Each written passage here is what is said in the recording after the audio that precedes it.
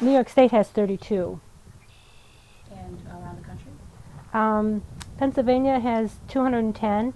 Next is Ohio, and then Vermont. I think there's approximately 700 left in the United States. And they're operational? There are people Not there? all. Yeah. Not all of them. Ray Lefevre. I'm the archivist at the Delaware County Historical Association. I'm Trish Kane, and I'm the collections curator for the Theodore Burr Covered Bridge Resource Center in Oxford, New York. I'm Bob Kane. I'm a covered bridge enthusiast.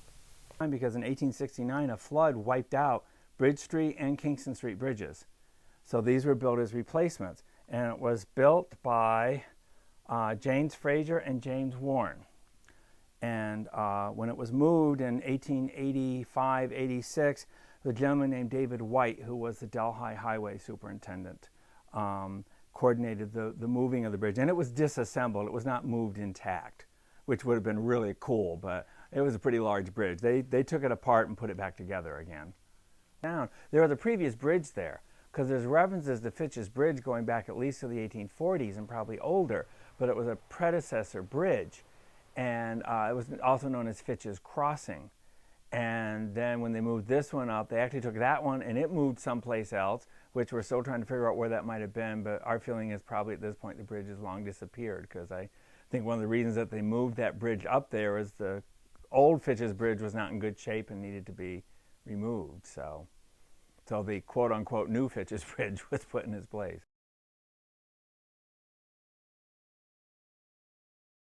The one trying to figure out where it was moved from, because back in, I would say around 2002, 2003, my late father and a friend of his, Alan Davidson, who is son of Fletcher Davidson, for whom our library is named, were having a disagreement over whether it came from Kingston Street or Bridge Street.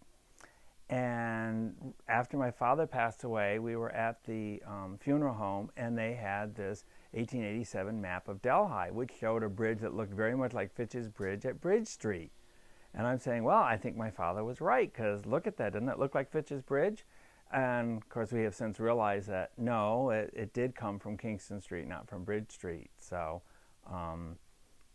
anyway, I said I'm still trying to remember which way my dad thought on it, but I think he was thinking it came off Bridge Street. But we've conclusive proof that it was moved from Kingston Street up to the location.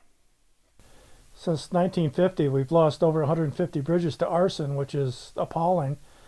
These beautiful timbered structures once they're gone, and we're trying to preserve every one that we can for future generations.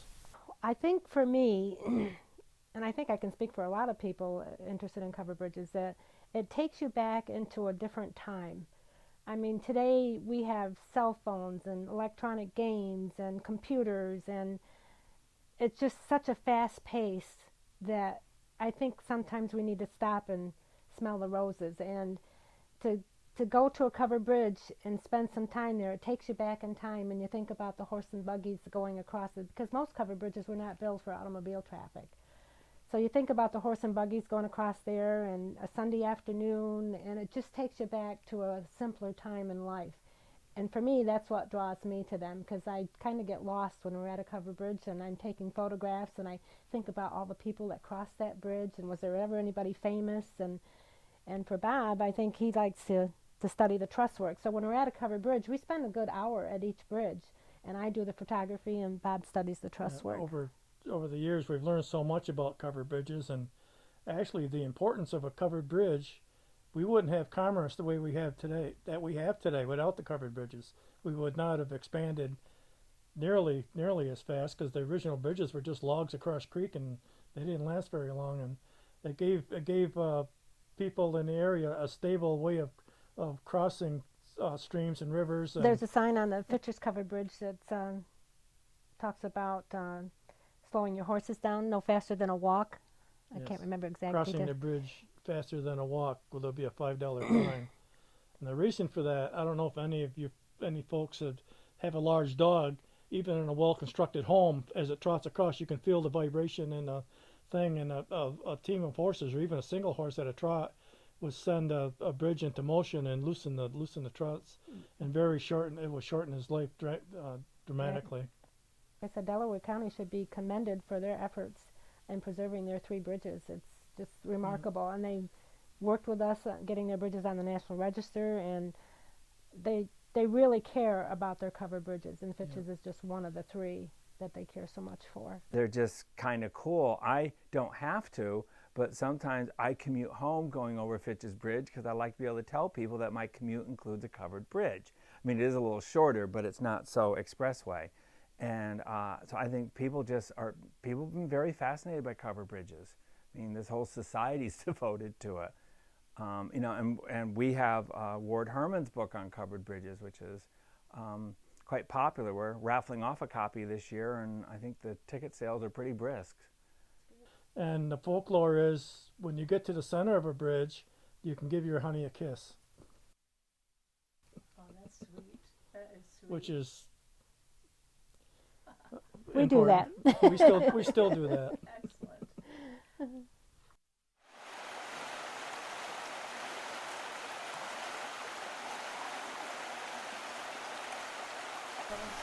We're glad Delaware County preserved it, that's for sure.